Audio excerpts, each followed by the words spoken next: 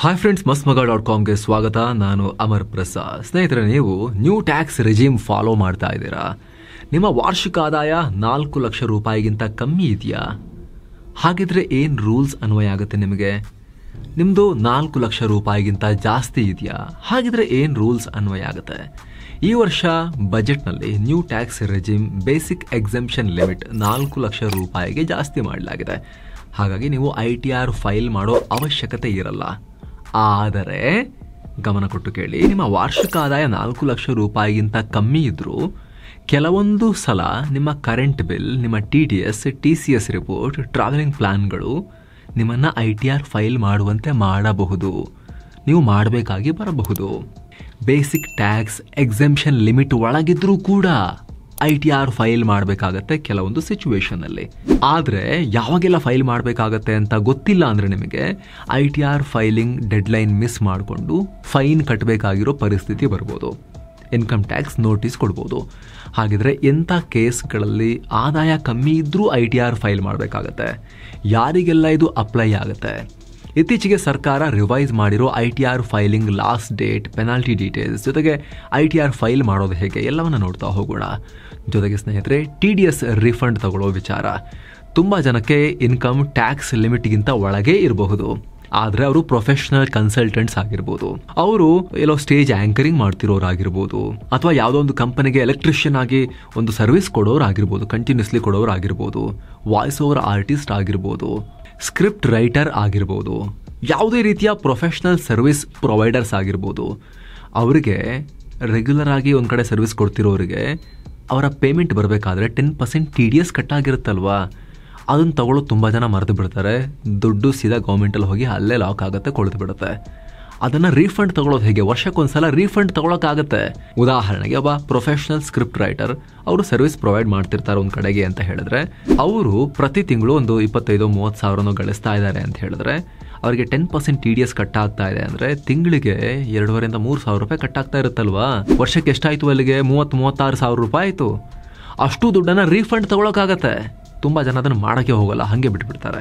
Just 5 ನಿಮಿಷ ಕುತ್ಕೊಂಡು ನೀವೇ ಫೈಲ್ ಮಾಡ್ಬೋದು. ಇಲ್ಲಾಂದ್ರೆ 500 ರೂಪಾಯಿ ಕೊಟ್ಟರು ಒಬ್ಬರು ಅಕೌಂಟೆಂಟ್ ನಿಮಗೆ ಮಾಡಿಕೊಡ್ತಾರೆ. ದುಡ್ಡು ಅಕೌಂಟಿಗೆ ರೀಫಂಡ್ ಆಗುತ್ತೆ ಟ್ಯಾಕ್ಸ್ ಲಿಮಿಟ್ ಒಳಗಿರಬೇಕಾದ್ರೆ. ಇದೆಲ್ಲವನ್ನು ನಿಮಗೆ ಎಕ್ಸ್ಪ್ಲೇನ್ ಮಾಡ್ತಾ ಹೋಗ್ತೀವಿ. ಕಡೆ ತನಕ ಮಿಸ್ ಮಾಡಿದೆ ನೋಡಿ ಸ್ನೇಹಿತರೆ.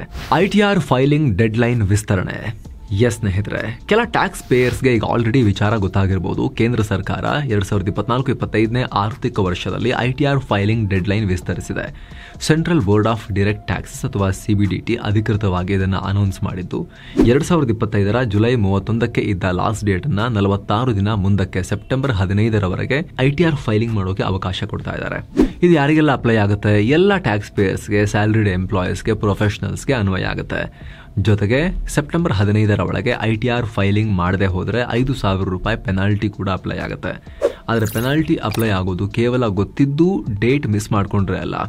ಆಗಲೇ ಹೇಳಿದ ಹಾಗೆ ಆದಾಯ ಬೇಸಿಕ್ ಟ್ಯಾಕ್ಸ್ ಎಕ್ಸೆಂಪ್ಷನ್ ಲಿಮಿಟ್ ಅಥವಾ ಮೂಲ ತೆರಿಗೆ ವಿನಾಯಿತಿ ಮಿತಿಗಿಂತ ಕಮ್ಮಿ ಇದ್ರೂ ಕೂಡ ಕೆಲವೊಮ್ಮೆ ITR ಫೈಲ್ ಮಾಡಬೇಕಾಗತ್ತೆ. ಯಾವಾಗ ಅಂತ ಕ್ವಿಕ್ ಆಗಿ ಹೇಳ್ತಾ ಹೋಗ್ತೀವಿ ನೋಡಿ. ಏನೋ ಸ್ನೇಹಿತರೆ, ವರದಿಯಲ್ಲಿ ಮುಂದುವರಿಯೋಕ್ಕಿಂತ ಮುಂಚೆ ನಿಮಗೆ ಈ ವಿಡಿಯೋದ ಪಾರ್ಟ್ನರ್ಸ್ ಆಗಿರೋ ಟರ್ಮ್ ಇನ್ಶೂರೆನ್ಸ್ ಬಗ್ಗೆ ಮಾಹಿತಿಯನ್ನು ಕೊಡಬೇಕು. ಸ್ನೇಹಿತರೆ, ಟರ್ಮ್ ಇನ್ಶೂರೆನ್ಸ್ ನಾವು ತುಂಬ ಸಲ ಹೇಳಿದ್ದೀವಿ, ದುಡಿತಾ ಇರೋ ವ್ಯಕ್ತಿ ಆತನ ದುಡಿಮೆ ಮೇಲೆ ಡಿಪೆಂಡ್ ಆಗಿರೋ ಫ್ಯಾಮಿಲಿಗೆ ಕೊಡೋ ಆರ್ಥಿಕ ಭದ್ರತೆ ಅಂತ. ಬಹಳ ಸಲ ಇದ್ರ ಬಗ್ಗೆ ಚರ್ಚೆ ಆಗಿದೆ. ಈಗ ತುಂಬ ಅಗರ್ಭ ಶ್ರೀಮಂತರು, ವಂಶ ಹಲವಾರು ಜನ್ರೇಷನ್ ಕೂತ್ಕೊಂಡು ತಿಂದರೂ ಖಾಲಿ ಆಗದಿರೋಷ್ಟು ದುಡ್ಡಿದೆ ಅಂದರೆ ಇದರ ಅವಶ್ಯಕತೆ ಇಲ್ಲ. ಆದರೆ ದುಡಿತಾ ಇರೋ ವ್ಯಕ್ತಿಯ ಇನ್ಕಮ್ ಮೇಲೆ ಫ್ಯಾಮಿಲಿ ಡಿಪೆಂಡ್ ಆಗಿದೆ. ಈ ವ್ಯಕ್ತಿ ಇಲ್ಲ ಅಂತ ಹೇಳಿದ್ರೆ ಆ ಫ್ಯಾಮಿಲಿಗೆ ಮುಂದೆ ಜೀವನಕ್ಕೆ ಕಷ್ಟ ಆಗುತ್ತೆ ಅನ್ನೋ ಸಿಚುವೇಶನ್ ಇದ್ದರೆ ಟರ್ಮ್ ಇನ್ಶೂರೆನ್ಸ್ ಅನಿವಾರ್ಯ ಪ್ರತಿಯೊಬ್ಬರಿಗೂ ಕೂಡ. ಏನೇ ಸೇವಿಂಗ್ಸ್, ಏನೇ ಇನ್ವೆಸ್ಟ್ಮೆಂಟ್, ಏನೇ ಮಾಡೋದಕ್ಕಿಂತ ಮುಂಚೆ ಈ ಟರ್ಮ್ ಮತ್ತು ಹೆಲ್ತ್ ಇನ್ಶೂರೆನ್ಸ್ ಮಾಡಿಸ್ಕೊಳ್ಳೋದು ಫಸ್ಟ್ ಮಾಡಬೇಕಾಗಿರೋ ಕೆಲಸ. ನೀವೊಂದು ಜಾಗ ತಗೊಳ್ತೀರಿ, ಅದಾದಮೇಲೆ ದೊಡ್ಡ ಚಿನ್ನದ ಸೌದ ಕಟ್ಟಕ್ಕೆ ಹೊಡ್ತೀರಿ ಅಂತ ಅಂದ್ಕೊಳ್ಳಿ. ನೀವೊಂದು ಕಾಂಪೌಂಡೇ ಮಾಡಿಲ್ಲ, ಬೇಲಿನೇ ಹಾಕೊಂಡಿಲ್ಲ ಅಂತ ಹೇಳಿದ್ರೆ ಏನು ಅರ್ಥನೇ ಇಲ್ವಲ್ಲ ಅದರಲ್ಲಿ. ಯಾರು ಬೇಕಾದರೂ ಬಂದು ನೀವು ಬೆಳೆದಿರೋ ಬೆಳೆಯನ್ನು ಮೇಯ್ಕೊಂಡು ಹೋಗ್ಬೋದು, ಅಥವಾ ನಿಮ್ಮ ಸೌದವನ್ನು ಲೂಟಿ ಮಾಡ್ಕೊಂಡು ಹೋಗ್ಬೋದಲ್ವಾ. ಸೊ ಇದು ಹಾಗೆ, ಇದು ಟರ್ಮ್ ಮತ್ತು ಹೆಲ್ತ್ ಇನ್ಶೂರೆನ್ಸ್ ನಿಮ್ಮ ಕನಸಿನ ಸೌಧ ಏನು ಕಟ್ತಾ ಇರ್ತೀರಿ ಜಾಗ ತಗೊಂಡು, ಆ ಕನಸಿನ ಸೌಧಕ್ಕೆ ಒಂದು ಬೇಲಿ ಹಾಕಿ ರಕ್ಷಣೆಗೊಂದು ನಾಯಿ ಇಟ್ಟ ಹಾಗೆ ಈ ಟರ್ಮ್ ಮತ್ತು ಹೆಲ್ತ್ ಇನ್ಶೂರೆನ್ಸ್. ಹಾಗಾಗಿ ಸ್ನೇಹಿತರೆ, ನಿಮ್ಮ ಹತ್ರ ಇಲ್ಲ ಅಂತ ಹೇಳಿದ್ರೆ ನೀವು ನಿಮ್ಮ ಆರ್ಥಿಕ ಸ್ಥಿತಿಗತಿ ನೋಡಿಕೊಂಡು, ನಿಮ್ಮ ಇನ್ಕಮ್ ಎಷ್ಟಿದೆ ನೋಡಿಕೊಂಡು, ನಿಮ್ಮ ಫ್ಯಾಮಿಲಿಗೆ 50 ಲಕ್ಷದ ಸಾಕಾ, 1 ಕೋಟಿದು ಬೇಕಾ, 2 ಕೋಟಿಯ ಟರ್ಮ್ ಇನ್ಶೂರೆನ್ಸ್ ಬೇಕಾ, ಹೈ ಇನ್ಕಮ್ ಇರೋರು ನೀವು, ಅದೆಲ್ಲ ನೋಡಿಕೊಂಡು ನೀವು ಟರ್ಮ್ ಇನ್ಶೂರೆನ್ಸ್ ಮಾಡಿಸ್ಬೋದು. ಸೊ ದುಡಿತಾ ಇರೋ ವ್ಯಕ್ತಿಗೆ ಏನಾದರೂ ಹೆಚ್ಚು ಕಮ್ಮಿ ಆಯಿತು ಅಂತ ಹೇಳಿದ್ರೆ ಫ್ಯಾಮಿಲಿ ಆಗ ಬೀದಿಗೆ ಬರೋದು ತಪ್ಪತ್ತೆ, ಆ ಕನಸಿನ ಸೌಧ ಪತನ ಆಗೋದು ತಪ್ಪತ್ತೆ. ಫ್ಯಾಮಿಲಿ ಆ ಎಮೋಷ್ನಲ್ ಲಾಸ್ ಜೊತೆಗೆ ಫಿನಾನ್ಷಿಯಲ್ ಡಿಸ್ಟ್ರೆಸ್ಗೂ ಒಳಗಾಗೋದಿಲ್ಲ, ಆರ್ಥಿಕವಾಗಿ ದಿಕ್ಕೆಟ್ಟು ಹೋಗೋದಿಲ್ಲ. ಅದಕ್ಕೋಸ್ಕರನೇ ಡಿಸೈನ್ ಆಗಿರೋದು ಟರ್ಮ್ ಇನ್ಶೂರೆನ್ಸ್. ಸೊ ಡಿಸ್ಕ್ರಿಪ್ಷನಲ್ಲಿ ಮತ್ತು ಪಿನ್ ಮಾಡಿರೋ ಕಾಮೆಂಟಲ್ಲಿ ಲಿಂಕನ್ನು ಕೊಟ್ಟಿರ್ತೀವಿ. 400, 500, 600 ರೂಪಾಯಿಗೆಲ್ಲ 1 ಕೋಟಿವರೆಗೂ ಕವರೇಜನ್ನು ಪಡಿಬೋದು. ಯಂಗ್ ಏಜ್ನಲ್ಲಿ ಜಾಯಿನ್ ಆದರೆ ಜಾಸ್ತಿ ಕವರೇಜ್ ಸಿಗುತ್ತೆ ಕಮ್ಮಿ ಅಮೌಂಟ್ಗೆ. ಏಜ್ ಜಾಸ್ತಿ ಆದಂಗೂ ಕೂಡ ಪ್ರೀಮಿಯಂ ಕೂಡ ಜಾಸ್ತಿ ಆಗ್ತಾ ಹೋಗುತ್ತೆ. ಡಿಸ್ಕ್ರಿಪ್ಷನಲ್ಲಿ ಪಿನ್ ಮಾಡಿರೋ ಕಾಮೆಂಟ್ನಲ್ಲಿ ಲಿಂಕನ್ನು ಕೊಟ್ಟಿರ್ತೀವಿ. ಹಾಗೆ ಕೆಳಗೆ ಹೆಲ್ತ್ ಇನ್ಶೂರೆನ್ಸು ಲಿಂಕನ್ನು ಕೊಟ್ಟಿರ್ತೀವಿ. ಈಗ ಡಿಸ್ಕೌಂಟ್ ಕೂಡ ಇದೆ, ಆನ್ಲೈನ್ ಡಿಸ್ಕೌಂಟ್ ಎಷ್ಟು ಅಂತ ಅಲ್ಲೇ ಮೆನ್ಷನ್ ಆಗಿದೆ. ಕ್ಲಿಕ್ ಮಾಡೋ ಮೂಲಕ ನೀವು ಟರ್ಮ್ ಇನ್ಶೂರೆನ್ಸ್ ಮಾಡಿಸ್ಬೋದು, ನಿಮ್ಮ ಫ್ಯಾಮಿಲಿಗೆ ಆರ್ಥಿಕ ಭದ್ರತೆ ಕೊಡ್ಬೋದು. ಹೆಲ್ತ್ ಇನ್ಶೂರೆನ್ಸ್ ಮಾಡೋ ಮೂಲಕ ಆರೋಗ್ಯದ ಭದ್ರತೆಯನ್ನು ಕೂಡ ಕೊಡ್ಬೋದು. ಡಿಸ್ಕ್ರಿಪ್ಷನಲ್ಲಿ ಪಿನ್ ಮಾಡಿರೋ ಕಾಮೆಂಟಲ್ಲಿ ಲಿಂಕ್ ಇದೆ. ಬನ್ನಿ ಈಗ ವರದಿಯಲ್ಲಿ ಮುಂದುವರಿಯೋಣ. ಸೇವಿಂಗ್ಸ್ ಅಕೌಂಟ್ನಲ್ಲಿ ಹಣ. ಸ್ನೇಹಿತರೆ, ಮೊದಲೇ ಹೇಳ್ಬಿಡ್ತೀವಿ, ನಾವು 4 ಲಕ್ಷ ರೂಪಾಯಿ ಒಳಗಿದ್ರೂ ಕೂಡ ITR ಫೈಲ್ ಮಾಡಬೇಕಾಗತ್ತೆ ಅಂತ ಹೇಳಿದ್ದು ನ್ಯೂ ಟ್ಯಾಕ್ಸ್ ರೆಜಿಮ್ಗೆ ಅನ್ವಯ ಆಗುತ್ತೆ. ಅಂದರೆ ಓಲ್ಡ್ ಟ್ಯಾಕ್ಸ್ ರೆಜಿಮ್ನ ಬೇಸಿಕ್ ಎಕ್ಸೆಂಪ್ಷನ್ ಲಿಮಿಟ್ 2.5 ಲಕ್ಷ ರೂಪಾಯಿ ಅಷ್ಟೇ. ಸೊ ಓಲ್ಡ್ ಟ್ಯಾಕ್ಸ್ ರೆಜಿಮ್ ಮಾಡೋರು 2.5 ಲಕ್ಷ ರೂಪಾಯಿ ಒಳಗೆ ಆದಾಯ ಇದ್ರೂ ಕೂಡ ಕೆಲವೊಂದು ಸಲ ITR ಫೈಲ್ ಮಾಡಬೇಕಾಗಿ ಬರ್ಬೋದು. ಕೆಲವೊಂದು ಸಲ ಮೊದಲನೇ ಕಂಡೀಷನ್ ಸೇವಿಂಗ್ಸ್ ಅಕೌಂಟ್. ನಿಮ್ಮ ಸೇವಿಂಗ್ಸ್ ಅಕೌಂಟ್ ಅಥವಾ ಉಳಿತಾಯ ಖಾತೆಯಲ್ಲಿ ಕಳೆದ ಹಣಕಾಸು ವರ್ಷದಲ್ಲಿ ಒಟ್ಟು 50 ಲಕ್ಷ ರೂಪಾಯಿ ಅಥವಾ ಅದಕ್ಕಿಂತ ಹೆಚ್ಚಿನ ಹಣ ಡೆಪಾಸಿಟ್ ಆಗಿದ್ರೆ ನೀವು ITR ಫೈಲ್ ಮಾಡಲೇಬೇಕು. ಈಗ ನಿಮ್ಮ ಅಕೌಂಟಲ್ಲಿ ಅಷ್ಟು ಹಣ ಇದ್ರೆ ಮಾತ್ರ ಅಂತಲ್ಲ.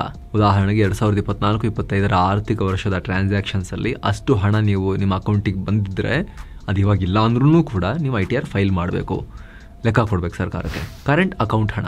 ಇನ್ನು ನೀವು ನಿಮ್ಮ ಕರೆಂಟ್ ಅಕೌಂಟ್ ಅಥವಾ ಚಾಲ್ತಿ ಖಾತೆಯಲ್ಲಿ 1 ಕೋಟಿ ಅಥವಾ ಅದಕ್ಕಿಂತ ಹೆಚ್ಚಿನ ಹಣ ಇಟ್ಟಿದ್ರೆ, ಅದೆಲ್ಲವೂ ಕೂಡ ನಿಮ್ಮ ಇನ್ಕಮ್ ಅಲ್ಲದೆ ಹೋದ್ರೂ ಕೂಡ, ಅದು ನಿಮ್ಮ ಬಿಸ್ನೆಸ್ನ ಟ್ರಾನ್ಸಾಕ್ಷನ್ಗೆ ಪೇಯಬಲ್ಸ್ ಅದರಲ್ಲಿ ಇದ್ರೂ ಕೂಡ ನೀವು ITR ಫೈಲ್ ಮಾಡಬೇಕಾಗತ್ತೆ. ಆದರೆ ಗಮನಕ್ಕಿರಲಿ, ಇದು ಪರ್ಸನಲ್ ಅಕೌಂಟ್ಗಳಿಗೆ ಮಾತ್ರ, ಬಿಸ್ನೆಸ್ ಅಕೌಂಟ್ಗಳಿಗೆ ಈ ರೂಲ್ಸ್ ಅನ್ವಯ ಆಗಲ್ಲ. ವಾರ್ಷಿಕ ವಹಿವಾಟು 60 ಲಕ್ಷ ಮೀರಿದ್ರೆ, ನೀವು ಯಾವುದೋ ಬಿಸ್ನೆಸ್ ಮಾಡ್ತಾ ಇದ್ದು ನಿಮ್ಮ ಒಟ್ಟಾರೆ ವಾರ್ಷಿಕ ವಹಿವಾಟು ಅಂದರೆ ಆನ್ಯುವಲ್ ಸೇಲ್ಸ್ ಅಥವಾ ಗ್ರಾಸ್ ರೆಸೀಟ್ಸ್ 60 ಲಕ್ಷ ರೂಪಾಯಿಗಿಂತ ಹೆಚ್ಚಿನ ವ್ಯಾಪಾರ ವಹಿವಾಟು ನಡೆಸಿದ್ರೆ ITR ಫೈಲ್ ಮಾಡಬೇಕಾಗತ್ತೆ. ಯಾಕಂದರೆ ಸಾಮಾನ್ಯವಾಗಿ ಅಷ್ಟು ಬಿಸ್ನೆಸ್ ಮಾಡ್ತಾ ಇದ್ದೀರಾ ಅಂದರೆ ಆದಾಯನೂ ಜಾಸ್ತಿ ಇರುತ್ತೆ ಅನ್ನೋ ಲೆಕ್ಕಾಚಾರ. ವೃತ್ತಿಪರ ಆದಾಯ 10 ಲಕ್ಷ ಮೀರಿದ್ರೆ, ಇದು ನೀವೊಂದು ಪ್ರೊಫೆಷನ್ ಅಥವಾ ವೃತ್ತಿಯಲ್ಲಿದ್ದು ನಿಮ್ಮ ಪ್ರೊಫೆಷನಲ್ ಇನ್ಕಮ್ ವರ್ಷಕ್ಕೆ 10 ಲಕ್ಷ ರೂಪಾಯಿಗಿಂತ ಜಾಸ್ತಿ ಇದ್ರೆ ITR ಫೈಲ್ ಮಾಡಬೇಕು. ಪ್ರೊಫೆಷನಲ್ ಇನ್ಕಮ್ 10 ಲಕ್ಷ ರೂಪಾಯಿ ಇದ್ರೆ ಅದು ಬೇಸಿಕ್ ಕಾಮನ್ ಸೆನ್ಸ್ ಅಲ್ಲ, ಫೈಲ್ ಮಾಡಲೇಬೇಕಲ್ವಾ. ಆ ಇನ್ಕಮ್ ಟ್ಯಾಕ್ಸ್ ಎಕ್ಸೆಂಪ್ಷನ್ ಲಿಮಿಟ್ ಒಳಗಡೆ ಬರಲ್ವಲ್ಲ ಅದೇನು ಅಂತ ನೀವು ಕೇಳ್ಬೋದು. ಆದರೆ ಪ್ರೊಫೆಷನಲ್ ಇನ್ಕಮ್ ಬೇರೆ, ಅದರಲ್ಲಿ ಟ್ಯಾಕ್ಸೇಬಲ್ ಇನ್ಕಮ್ ಬೇರೆ. ಯಾಕಂದರೆ ಪ್ರೊಫೆಷ್ನಲ್ ಇನ್ಕಮ್ ನಿಮ್ಗೆ ಅಕೌಂಟಿಗೆ ಬಂದಿರೋ ದುಡ್ಡು, ಅದರಲ್ಲಿ ನಿಮ್ಮ ಪರ್ಸ್ನಲ್ ಇನ್ಕಮ್ ಸಪ್ರೇಟ್ ಮತ್ತೆ ಅದನ್ನು ಫೈಂಡ್ ಔಟ್ ಮಾಡ್ಬೋದು. ನೀವು ಆ ಇನ್ಕಮ್ ಗಳಿಸೋಕೆ ಮಾಡಿರೋ ಖರ್ಚಿರ್ತಾವಲ್ಲ, ಕಮಿಷನ್ ಕೊಟ್ಟಿರ್ಬೋದು, ಫೀಸ್ ಪೇ ಮಾಡಿರ್ಬೋದು, ಕನ್ಸಲ್ಟೆನ್ಸಿ ಚಾರ್ಜಸ್, ರಿಟೈನರ್ಸ್, ಈ ರೀತಿ ನಾನಾ ರೀತಿಯ ಸೆಕ್ಷನ್ಗಳದರಲ್ಲಿರಬಹುದು. ಅದೆಲ್ಲ ನೀವು ಕ್ಯಾಲ್ಕುಲೇಟ್ ಮಾಡಿ ಫೈನಲ್ ನಿಮ್ಮ ಟ್ಯಾಕ್ಸಬಲ್ ಇನ್ಕಮ್ ಎಷ್ಟು ಅಂತ ಕ್ಯಾಲ್ಕುಲೇಟ್ ಮಾಡೋಕ್ಕೆ ಅವಕಾಶ ಇರುತ್ತೆ. 1 ಲಕ್ಷ ಕರೆಂಟ್ ಬಿಲ್. ನೀವು ಒಂದು ವರ್ಷದಲ್ಲಿ 1 ಲಕ್ಷ ರೂಪಾಯಿಗಿಂತ ಜಾಸ್ತಿ ಕರೆಂಟ್ ಬಿಲ್ ಕಟ್ಟಿದ್ರೆ ಕಡ್ಡಾಯವಾಗಿ ITR ಫೈಲ್ ಮಾಡಲೇಬೇಕಾಗತ್ತೆ. ಅದು ಒಂದು ಬಿಲ್ಲಲ್ಲಿ ಆಗಿದ್ರು ಸರಿ, ಅಥವಾ ಓವರ್ ಆಲ್ ಒಂದು ವರ್ಷದಲ್ಲಿ 1 ಲಕ್ಷ ರೂಪಾಯಿ ಕರೆಂಟ್ ಬಿಲ್ ಕಟ್ಟಿದ್ರು ಕೂಡ ಸರಿ, ITR ಫೈಲ್ ಮಾಡಲೇಬೇಕು. ಅಷ್ಟೊಂದು ಕರೆಂಟ್ ಬಿಲ್ ನೀವು ಜನರೇಟ್ ಆಗ್ತಾ ಇದೆ, ನಿಮಗೆ ಅಷ್ಟೊಂದು ಬಿಲ್ ಬರ್ತಾ ಇದೆ ಅಂದರೆ ಸಿಕ್ಕಾಪಟ್ಟೆ ಎಲೆಕ್ಟ್ರಾನಿಕ್ ವಸ್ತುಗಳನ್ನು ಯೂಸ್ ಮಾಡ್ತಿದ್ದೀರಾ ಅಂತ. ಸಾಮಾನ್ಯ ಜನರಿಗೆಲ್ಲ ಆ ರೀತಿ ಬಿಲ್ ಬರೋಷ್ಟು ಏನು ಮಾಡಿದ್ರು ಕೂಡ ಸಾಧ್ಯ ಇಲ್ಲ. ಎಲ್ಲವೂ ಕೂಡ heavy AC, washing machine, dish washer, ಬರೋ ಎಲ್ಲ ಎಲೆಕ್ಟ್ರಾನಿಕ್ ವಸ್ತುಗಳನ್ನು ಯೂಸ್ ಮಾಡಬೇಕಾಗತ್ತೆ. ಅಷ್ಟೊಂದು ಬಿಲ್ ಬರಬೇಕು ಅಂತ ಹೇಳಿದ್ರೆ ಎಲ್ಲ ರೂಮಿಗೂ AC ಹಾಕೋಬೇಕಾಗತ್ತೆ. ಸೊ ITR ಫೈಲ್ ಮಾಡಲೇಬೇಕಾಗತ್ತೆ. ಅದೊಂದು ರೂಲ್ಸ್ ಮಾಡಿದ್ದಾರೆ, ಆ ರೀತಿ ಇದೆ. 1 ಲಕ್ಷಕ್ಕಿಂತ ಕರೆಂಟ್ ಬಿಲ್ ಕಟ್ಟೋರು ITR ಫೈಲ್ ಮಾಡಲೇಬೇಕು. TDS, TCS. ಇನ್ನು ನಿಮಗೆ TDS tax deducted at source ಅಥವಾ TCS tax collected at source ರೂಪದಲ್ಲಿ 25,000 ಅಥವಾ ಅದಕ್ಕಿಂತ ಹೆಚ್ಚಿನ ಹಣ ಕಟ್ಟಾಗಿದ್ರೆ ITR ಫೈಲ್ ಮಾಡಲೇಬೇಕು. ಆದರೆ ಸೀನಿಯರ್ ಸಿಟಿಸನ್ಗಳಿಗೆ ಅಂದರೆ 60 ವರ್ಷ ಮೇಲ್ಪಟ್ಟವರಿಗೆ ಈ ಲಿಮಿಟ್ 50,000 ರೂಪಾಯಿ ಇದೆ. ಇದು ಬಹಳ ಇಂಪಾರ್ಟೆಂಟ್ ಸ್ನೇಹಿತರೆ. ಯಾಕಂದ್ರೆ ಈಗ ಎಲ್ಲ ಸೆಕ್ಟರ್ಗಳಲ್ಲೂ ಕೂಡ ಎಂಪ್ಲಾಯಿಗಳು ಅಂತ ತೋರಿಸೋದರ ಬದಲಾಗಿ ಪ್ರೊಫೆಷನಲ್ಸ್, ಕನ್ಸಲ್ಟೆಂಟ್ಸ್ ಅಂತ ಹೇಳಿ ಆ ರೀತಿ ಹೈರ್ ಮಾಡ್ಕೊಳ್ಳೋದೇ ಜಾಸ್ತಿ ಇರೋದು. ತುಂಬ ಕಡೆ ಇದು ತುಂಬ ಟ್ರೆಂಡಿಂಗ್ನಲ್ಲಿದೆ. ಈ ಒಂದು ಕ್ಯಾಟಗರಿ ಸಿಕ್ಕಾಪಟ್ಟೆ ಬೂಮ್ ಆಗ್ತಾ ಇದೆ. ದೊಡ್ಡ ಪ್ರಮಾಣದಲ್ಲಿ ಹೊಸ ಜನರೇಷನ್ನ ಈ ಎಂಪ್ಲಾಯ್ಮೆಂಟ್ ಏನಿದೆ, ಈ ಕನ್ಸಲ್ಟೆಂಟ್ಸ್ ಅಥವಾ ಪ್ರೊಫೆಷನಲ್ಸ್ ಅಂತ ಹೈರಿಂಗ್ ಮಾಡ್ಕೊಳ್ತಿದ್ದಾರೆ. ಎಂಪ್ಲಾಯಿ ಅನ್ನೋದಕ್ಕಿಂತ ಹೆಚ್ಚಾಗಿ ಅವರು ಪ್ರೊಫೆಷನಲ್ ಸರ್ವಿಸ್ ಕೊಡ್ತಾರೆ, ಅವರು ಅದಕ್ಕೆ ಚಾರ್ಜ್ ಮಾಡ್ತಾರೆ, ಫೀಸ್ ಚಾರ್ಜ್ ಮಾಡ್ತಾರೆ, ಅದು ಪೇಮೆಂಟ್ ಆಗುತ್ತೆ ಅಂತ ಆ ರೀತಿ ತೋರಿಸ್ತಾರೆ. 10% TDS ಕಟ್ ಆಗ್ತಾ ಇರುತ್ತೆ. ಸೊ ದೊಡ್ಡ ಪ್ರಮಾಣದ ಜನಕ್ಕೆ TDS ಕಟ್ ಆಗ್ತಾ ಇದೆ. ಅದರಲ್ಲೂ ಕೇಂದ್ರ ಸರ್ಕಾರ ಏನು ಮಾಡಿದೆ, 12 ಲಕ್ಷ ರೂಪಾಯಿವರೆಗೂ ಇನ್ಕಮ್ ಟ್ಯಾಕ್ಸ್ ಕಟ್ಟಂಗಿಲ್ಲ ಅಂತ ಹೇಳಿ ಈಗ ಅದನ್ನು ವಿನಾಯಿತಿ ಕೊಟ್ಟ ಮೇಲೆ TDS ಡಿಡಕ್ಷನ್ ಕಟ್ಟಾಗಿ ರೀಫಂಡ್ಗೆ ಎಲಿಜಿಬಲ್ ಇರೋರ ಸಂಖ್ಯೆ ದೊಡ್ಡ ಪ್ರಮಾಣದಲ್ಲಿ ಜಾಸ್ತಿ ಆಗಿದೆ. ಮುಂಚೆ 5 ಲಕ್ಷ, ಆಮೇಲೆ 7 ಲಕ್ಷ ಅದರೊಳಗಡೆ ಇದ್ದವರು ಮಾತ್ರ ರೀಫಂಡ್ ಕೂಡ ಎಲಿಜಿಬಲ್ ಆಗ್ತಾಯಿದ್ರು. ಅವ್ರದ್ದು ಕಟ್ಟಾಗಿರ್ತಾ ಇತ್ತು, 20,000, 30,000, 40,000 ಸ್ಯಾಲ್ರಿ ಇರೋರ್ದೆಲ್ಲ ಕಟ್ಟಾಗಿರ್ತಾ ಇತ್ತು. ಅವ್ರು ಆಮೇಲೆ ವರ್ಷಕ್ಕೊಂದ್ಸಲಿ ರೀಫಂಡ್ ತಗೊಳ್ತಾ ಇದ್ರು. ಈಗ ತಿಂಗಳಿಗೆ 1 ಲಕ್ಷ ಇನ್ಕಮ್ ಇರೋರ್ಗೂ ಕೂಡ ಕಟ್ಟಾಗಿರೋದು, ಅಷ್ಟೂ ಕಟ್ಟಾಗಿರೋದು ವಾಪಸ್ ಬರುತ್ತೆ. ಈಗ TDS ಕಟ್ಟಾಗಿರೋದು ವಾಪಸ್ ಬರುತ್ತೆ. ವರ್ಷಕ್ಕೊಂದ್ಸಲಿ ಅವರು ರೀಫಂಡ್ ತಗೊಳಕ್ಕಾಗತ್ತೆ. ಲಕ್ಷಗಟ್ಟಲೆ ದುಡ್ಡು ಬರೋ ಸಾಧ್ಯತೆ ಇರುತ್ತೆ. ಇದು ಕನ್ಸಲ್ಟೆಂಟ್ಸ್ ಮತ್ತು ಪ್ರೊಫೆಷನಲ್ಸ್ ಅಂತ ಹೈರ್ ಮಾಡ್ಕೊಂಡಿದ್ದಾಗ. ಏನೋ ಸ್ಯಾಲರೀಡ್ ಎಂಪ್ಲಾಯೀಸ್ಗೂ ಕೂಡ ಅವರು ಎಕ್ಸೆಂಪ್ಷನ್ ಲಿಮಿಟ್ ಮೀರಿ ಹೈ ಸ್ಯಾಲ್ರೀಸ್ ಇರ್ತಾವಲ್ಲ, ಲಕ್ಷಾಂತರ ರೂಪಾಯಿ ಸ್ಯಾಲ್ರಿ ತಗೊಳ್ಳೋರು, ಅವ್ರಿಗೂ ಕೂಡ ಆ ಲಿಮಿಟ್ ದಾಟಿದ ಮೇಲೆ TDS ಕಟ್ ಆಗುತ್ತೆ. ಸೊ ಅವರು ಕೂಡ ಫೈಲ್ ಮಾಡಬೇಕು. ಕೆಲವೊಂದ್ಸಲ ಅವ್ರಿಗೂ ಕೂಡ ಸಣ್ಣ ಪುಟ್ಟ ಫೈನಲ್ ಕ್ಯಾಲ್ಕುಲೇಷನ್ ಮೇಲೆ ರಿಫಂಡ್ ಬರೋ ಸಾಧ್ಯತೆ ಇರುತ್ತೆ. 4 ರಿಂದ 5 ಕೋಟಿ ಸ್ಯಾಲರಿಡ್ ಎಂಪ್ಲಾಯೀಸ್ ಇದ್ದಾರೆ ಭಾರತದಲ್ಲಿ. 1 ರಿಂದ 1.5 ಕೋಟಿ ಫ್ರೀಲ್ಯಾನ್ಸ್ ಪ್ರೊಫೆಷನಲ್ ಸರ್ವಿಸ್ ಪ್ರೊವೈಡರ್ಸ್ ಇದ್ದಾರೆ, ಕನ್ಸಲ್ಟೆಂಟ್ಸ್ ಅಥವಾ ಪ್ರೊಫೆಷನಲ್ಸ್ ಇದ್ದಾರೆ, ಆ ಕ್ಯಾಟಗರಿಯಲ್ಲಿ ಬರೋರು ಇದ್ದಾರೆ. 1 ಕೋಟಿಗೂ ಅಧಿಕ ಪೆನ್ಷನ್ ಪಡೆಯೋರಿದ್ದಾರೆ. ತುಂಬಾ ಜನ ಬ್ಯಾಂಕ್ ಅಲ್ಲಿ FD ಇಟ್ಟಿರ್ತಾರೆ, ಆದ್ರೆ ಇಂಟ್ರೆಸ್ಟ್ ಮೇಲೂ ಕೂಡ TDS ಕಟ್ ಆಗ್ತಾ ಇರುತ್ತೆ. ಅವ್ರಿಗೆಲ್ಲ TDS ಅಪ್ಲೈ ಆಗ್ತಿರುತ್ತೆ. ಸೊ ನಿಮಗೂ TDS ಕಟ್ ಆಗ್ತಿರ್ಬೋದು. ನೀವು ಸ್ಯಾಲ್ರಿಡ್ ಎಂಪ್ಲಾಯಿ ಆಗಿದ್ರೆ, ಹೈ ಸ್ಯಾಲ್ರಿ ಇರೋರಾಗಿದ್ದರೆ ನಿಮ್ಮ HR ಹತ್ರ ಕೇಳಿ TDS ಕಟ್ ಆಗ್ತಾ ಇದೆಯಾ ಇಲ್ವಾ ಅಂತ ಚೆಕ್ ಮಾಡ್ಕೊಳ್ಳಿ. ನಿಮ್ಮ ಪೇ ಸ್ಲಿಪ್ಪಲ್ಲೂ ಅದಿರುತ್ತೆ. ನೀವು ಪ್ರೊಫೆಷನಲ್ ಸರ್ವಿಸ್ ಪ್ರೊವೈಡರ್ ಆಗಿದ್ದರೆ ನಿಮಗೆ 30,000 ಬರೋ ಕಡೆ 3,000 ಕಟ್ಟಾಗಿ 27 ಬರ್ತಾ ಇದ್ರೆ ನಿಮ್ಮದು ಕೂಡ 10% TDS ಕಟ್ ಆಗ್ತಾ ಇದೆ ಅಂತ ಅರ್ಥ. ಉದಾಹರಣೆ ಹೇಳಿದ ಆ ನಂಬರ್ ಬೇರೆ ಬೇರೆ ಥರ ಇರ್ಬೋದು. ಅದು ಪ್ರೊಫೆಷನಲ್ ಸರ್ವಿಸ್ ಪ್ರೊವೈಡರ್ಸ್ ಆರಂಭದಲ್ಲಿ ಹೇಳಿದ್ವಲ್ಲ, ಅವರೆಲ್ಲರಿಗೂ ಕೂಡ TDS 10% ಕಟ್ ಆಗ್ತಾ ಇರ್ಬೋದು. ಹೀಗಾಗಿ ಸ್ನೇಹಿತರೆ, ಇವರೆಲ್ಲರೂ ಕೂಡ ವರ್ಷಕ್ಕೊಂದ್ಸಲಿ ಟ್ಯಾಕ್ಸೇಬಲ್ ಲಿಮಿಟ್ ಒಳಗಿದ್ರೆ, ಅವರು ಈಗಂತೂ 12.25 ಲಕ್ಷದ ಒಳಗಿದ್ರೆ ಅವರೆಲ್ಲ ಆ ದುಡ್ಡನ್ನು ವಾಪಸ್ ರೀಫಂಡ್ ಪಡ್ಕೋಬೋದು, ಕಟ್ಟಾಗಿರೋ ದುಡ್ಡನ್ನು. ಅದಕ್ಕೆ ITR ಫೈಲ್ ಮಾಡಬೇಕಾಗತ್ತೆ. ಒಂದು ನೀವೇ ಇನ್ಕಮ್ ಟ್ಯಾಕ್ಸ್ ಪೋರ್ಟಲ್ನಲ್ಲಿ ಫಾರ್ಮ್ ITR 4, ಫಾರ್ಮ್ 26AS ಬಳಸಿ ಫೈಲ್ ಮಾಡ್ಬೋದು. ಇಲ್ಲದೆ ಹೋದರೆ ಒಬ್ಬ ಅಕೌಂಟೆಂಟ್ಗೆ ಯಾರಿಗಾದರೂ CAಗೆ ಯಾರಿಗಾದ್ರು ಕೇಳಿದ್ರೆ ಅವರು 500,000 ರೂಪಾಯಿ ಖರ್ಚಲ್ಲಿ ನಿಮಗೆ ಅಷ್ಟು ರೀಫಂಡ್ನ ನಿಮಗೆ ಮಾಡಿಸ್ಕೊಡ್ತಾರೆ. ತಲೆನೋವು ಮಾಡ್ಕೊಳ್ಳೋದಕ್ಕಿಂತ ಅಲ್ಲೇನೋ ಮಿಸ್ಟೇಕ್ ಮಾಡೋದ್ರ ಬದಲಿಗೆ ಗೊತ್ತಿರೋರ ಹೆಲ್ಪ್ ತಗೊಳ್ಳೋದು ಈಸಿ. ಒಂಚೂರು ಚಾರ್ಜ್ ಅವ್ರು ಮಾಡಿದ್ರು ಮಾಡ್ಬೋದು, ಅದನ್ನು ಕೊಟ್ಟು ನೀವು ಮಾಡಿಸ್ಕೊಳ್ಳೋದು ಈಸಿ. ವಿದೇಶಿ ಆಸ್ತಿ ಆದಾಯ. ನಿಮಗೆ ವಿದೇಶಗಳಲ್ಲಿ ಯಾವುದೇ ರೀತಿಯ ಆಸ್ತಿ ಇದ್ದರೆ ಅಥವಾ ಯಾವುದೇ ವಿದೇಶಿ ಆಸ್ತಿಯಿಂದ ನಿಮಗೆ ಆದಾಯ ಬರ್ತಾ ಇದ್ದರೆ, ವಿದೇಶಿ ಬ್ಯಾಂಕ್ ಅಕೌಂಟ್ಗಳಲ್ಲಿ ನಿಮಗೆ ಸೈನಿಂಗ್ ಅಥಾರಿಟಿ ಇದ್ದರೆ ITR ಫೈಲ್ ಮಾಡೋದು ಮ್ಯಾಂಡೇಟ್ರಿ. ವಿದೇಶಿ ಪ್ರವಾಸ. ಕಡೆದಾಗಿ ನೀವು ವಿದೇಶಿ ಟ್ರಿಪ್ ಮಾಡಿ 2 ಲಕ್ಷಕ್ಕಿಂತ ಜಾಸ್ತಿ ಹಣವನ್ನು ನಿಮಗಾಗಿ ಅಥವಾ ಮತ್ತಾರಿಗೋ ಖರ್ಚು ಮಾಡಿದರೂ ಕೂಡ ಆಗಲೂ ನೀವು ITR ಫೈಲ್ ಮಾಡಬೇಕಾಗತ್ತೆ. ಸೊ ಈ 8 ರೂಲ್ಸಲ್ಲಿ ಯಾವುದೇ ನಿಯಮ ಅಪ್ಲೈ ಆಗ್ತಾ ಇದ್ರೆ, ನಿಮ್ಮ ಆದಾಯ ಟ್ಯಾಕ್ಸ್ ಎಕ್ಸೆಂಪ್ಷನ್ ಲಿಮಿಟ್ ಒಳಗಿದ್ರೂ ಕೂಡ, ಓಕೆ ಆ ಟ್ಯಾಕ್ಸ್ ಕಟ್ಟಂಗಿಲ್ಲ, ಅಷ್ಟು ಲಿಮಿಟ್ ಇದೆ, ನಮ್ದು ಕಮ್ಮಿ ಇದೆ ಅಂದರೂ ಕೂಡ, ಇದರಲ್ಲಿ ಯಾವುದೇ ಕಂಡೀಷನ್ ಅಪ್ಲೈ ಆದಾಗ ನೀವು ITR ಫೈಲ್ ಮಾಡಲೇಬೇಕಾಗತ್ತೆ. ಆದರೆ ಇದರಿಂದ ಸಾಕಷ್ಟು ಲಾಭಗಳು ಇದ್ದಾವೆ.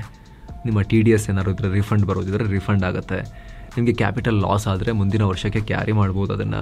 ಅದರ ಉದಾಹರಣೆಗೆ ನೀವು ಈ ವರ್ಷ ನಿಮ್ಮ ಕ್ಯಾಪಿಟಲ್ ಅಸೆಟನ್ನು, ಅಂದರೆ ಮ್ಯೂಚುವಲ್ ಫಂಡು, ಚಿನ್ನ, ಸ್ಟಾಕ್ಸ್, ಆಸ್ತಿಯನ್ನು ಲಾಸ್ನಲ್ಲಿ ಮಾರಿದ್ದೀರಾ ಅಂತ ಅಂದ್ಕೊಳ್ಳಿ. ಉದಾಹರಣೆಗೆ 50,000 ರೂಪಾಯಿ ಲಾಸಲ್ಲಿ ಮಾರಿದ್ದೀರಾ ಅಂತ ಇಟ್ಕೊಳ್ಳಿ.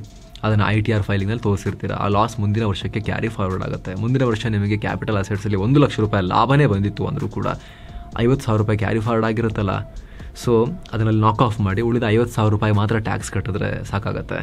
ಈ ರೀತಿ ಎಲ್ಲ ಇರುತ್ತೆ. ಏನು ಬ್ಯಾಂಕ್ ಲೋನ್ ತಗೊಳ್ಳುವಾಗಲೂ ಕೂಡ ITR ಫೈಲ್ ಮಾಡಿರೋ ರೆಕಾರ್ಡ್ಸ್ ಇದೆಯಲ್ಲ ಲಾಸ್ಟ್ 3 ಇಯರ್ಸ್ದು, ಅದು ಯಾವ ಸಿಬಿಲ್ ಸ್ಕೋರ್, ಯಾವ ಕ್ರೆಡಿಟ್ ಸ್ಕೋರ್ಗಿಂತಲೂ ಚಿನ್ನದಂತಹ ಒಂದು ಡಾಕ್ಯುಮೆಂಟ್ ಆಗುತ್ತೆ ನಿಮಗೆ ಸಾಲ ತಗೊಳ್ಳೋಕ್ಕೆ. ನಿಮ್ಗೆ ಚೆನ್ನಾಗಿ ITR ಫೈಲ್ ಮಾಡಿದ್ದೀರಾ ಅಂದರೆ ಅದಕ್ಕಿಂತ ದೊಡ್ಡ ಗೋಲ್ಡ್ ಸ್ಟ್ಯಾಂಡರ್ಡ್ ಇನ್ಕಮ್ ಪ್ರೂಫ್ ಬೇರೆ ಯಾವುದೂ ಇಲ್ಲ. ಸೊ ನಿಮಗೆ ಈಸಿಯಾಗಿ ಲೋನ್ ಸಿಗುತ್ತೆ. ಹೀಗೆ ಸಾಕಷ್ಟು ಬೆನಿಫಿಟ್ಸ್ ಇವೆ. ಸೊ ಕರೆಕ್ಟಾಗಿರೋ ಟೈಮ್ನಲ್ಲಿ, ಇನ್ ಟೈಮ್ನಲ್ಲಿ ITR ಫೈಲ್ ಮಾಡಿ ಪೆನಾಲ್ಟಿಯಿಂದ ತಪ್ಪಿಸ್ಕೊಳ್ಳಿ ಸ್ನೇಹಿತರೆ. ಯಾರೆಲ್ಲ ಫೈಲ್ ಮಾಡಬೇಕಾಗತ್ತೆ ಅವರು. ಇನ್ನು ITR ಫೈಲ್ ಮಾಡೋದು ಹೇಗೆ ಅಂತ ನಾವು ಈ ವಿಡಿಯೋದಲ್ಲಿ ಮಾಹಿತಿಯನ್ನು ಕೊಟ್ಟಿದ್ದೀವಿ. ಜಸ್ಟ್ ನೀವು ITR ಫೈಲಿಂಗ್ ಇನ್ಕಮ್ ಟ್ಯಾಕ್ಸ್ ಮಸ್ತ್ ಮಗ ಅಂತ ಸರ್ಚ್ ಮಾಡಿದ್ರೆ ಬಂದುಬಿಡುತ್ತೆ. ಜೊತೆಗೆ ಒಂದು ಕ್ವಿಕ್ ರಿಮೈಂಡರ್, ಆಗಲೇ ಹೇಳಿದ್ವಲ್ಲ, ಟರ್ಮ್ ಇನ್ಶೂರೆನ್ಸ್. ನೀವು ನಿಮ್ಮ ಫ್ಯಾಮಿಲಿಯ ಆರ್ಥಿಕ ಭದ್ರತೆಗೆ ತುಂಬ ಇಂಪಾರ್ಟೆಂಟ್ ಇದು ಟರ್ಮ್ ಇನ್ಶೂರೆನ್ಸ್. ನಿಮ್ಮ ಮೇಲೆ ಫ್ಯಾಮಿಲಿ ಡಿಪೆಂಡ್ ಆಗಿದೆ ಅಂತ ಹೇಳಿದ್ರೆ ಟರ್ಮ್ ಇನ್ಶೂರೆನ್ಸ್ ಮೂಲಕ ನೀವು ಅವರಿಗೆ ರಕ್ಷಣೆಯನ್ನು ಕೊಡ್ಬೋದು. ಇಲ್ಲ ಜನ್ರೇಷನ್ ಕುತ್ಕೊಂಡು ತಿಂದರೂ ಕೂಡ ಖಾಲಿ ಆಗದಿರೋಷ್ಟು ಸಂಪತ್ತಿದೆ ನಿಮ್ಮ ಫ್ಯಾಮಿಲಿಲಿ ಅಂತ ಹೇಳಿದ್ರೆ ಅವಾಗ ಅಷ್ಟೊಂದು ಮ್ಯಾಟರ್ ಆಗದೆ ಇರ್ಬೋದು. ನಿಮ್ಮ ಫ್ಯಾಮಿಲಿ ನಿಮ್ಮ ಅರ್ನಿಂಗ್ ಮೇಲೆ ಡಿಪೆಂಡ್ ಆಗಿಲ್ಲ ಅಂತ ಹೇಳಿದ್ರೆ. ಆದರೆ ನೀವು ದುಡಿತಾ ಇರೋ ವ್ಯಕ್ತಿಯಾಗಿದ್ದು ನಿಮ್ಮ ಅರ್ನಿಂಗ್ ಮೇಲೆ ಫ್ಯಾಮಿಲಿ ಡಿಪೆಂಡ್ ಆಗಿದೆ ಅಂತ ಹೇಳಿದ್ರೆ ಆವಾಗ ತುಂಬ ಇಂಪಾರ್ಟೆಂಟ್ ಆಗುತ್ತೆ ಟರ್ಮ್ ಇನ್ಶೂರೆನ್ಸ್. ಆವಾಗಲೇ ನಿಮ್ಮ ಮಾಹಿತಿಯನ್ನು ಕೊಟ್ವಿ. ಇನ್ನು ಯಾರು ಮಾಡಿಸಿಲ್ಲ ಅವರು ಡಿಸ್ಕ್ರಿಪ್ಷನಲ್ಲಿ ಪಿನ್ ಮಾಡಿರೋ ಕಾಮೆಂಟಲ್ಲಿ ಲಿಂಕನ್ನು ಕೊಟ್ಟಿರ್ತೀವಿ. ಕ್ಲಿಕ್ ಮಾಡೋ ಮೂಲಕ ನೀವು ನಿಮ್ಮ ಫ್ಯಾಮಿಲಿಗೆ ಆರ್ಥಿಕ ಭದ್ರತೆಯನ್ನು ಒದಗಿಸಬಹುದು. ಹಾಗೆ ಕೆಳಗೆ ಹೆಲ್ತ್ ಇನ್ಶೂರೆನ್ಸ್ನ ಲಿಂಕ್ ಕೂಡ ಕೊಟ್ಟಿರ್ತೀವಿ, ಅದನ್ನು ಕೂಡ ನೀವು ಚೆಕ್ ಮಾಡ್ಬೋದು. ನಿಮ್ಮ ಏಜ್ಗೆ ನಿಮಗೆ 1 ಕೋಟಿಗೋ 2 ಕೋಟಿಗೋ ಎಷ್ಟು ಪ್ರೀಮಿಯಂ ಬರುತ್ತೆ, ಈಗ ಎಷ್ಟು ಡಿಸ್ಕೌಂಟ್ ಇದೆ ಎಲ್ಲ ಅಲ್ಲೇ ಮಾಹಿತಿ ಸಿಗುತ್ತೆ. ಕ್ಲಿಕ್ ಮಾಡೋ ಮೂಲಕ ನೀವು ಅಪ್ಲೈ ಮಾಡ್ಬೋದು. ಮತ್ತೆ ಭೇಟಿ ಆಗ್ತಿರೋಣ. ನಮಸ್ತೆ.